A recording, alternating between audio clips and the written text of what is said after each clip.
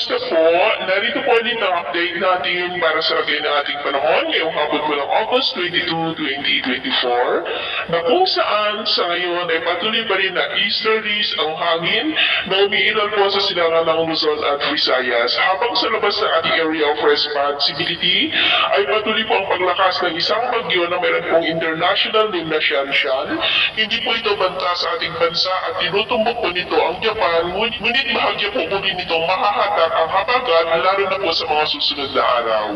At sa ating long range forecast ay wala pa rin pong bagyo na namamataan na tatawid po dito sa ating karupaan hanggang po sa matapos ang buwan na ito ay posibleng storm free po tayo, pero hindi pa rin inaalis ang posibilidad na may mabuong sama ng panahon sa silangan o northeastern part ng ating bansa sa susunod na mga araw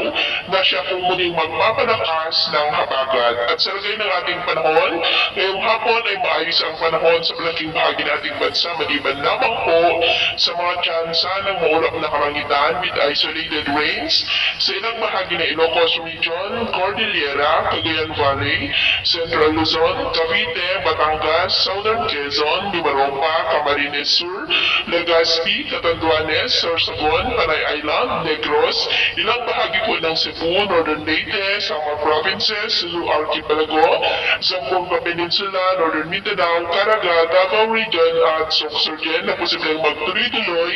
ang mga isolated rains sa ilang bahagi po ng ating bansa hanggang mamayang gabi kaya mag-ingat po tayo sa posibleng banta pa rin ng mga pagbaha at pagguho ng lupa.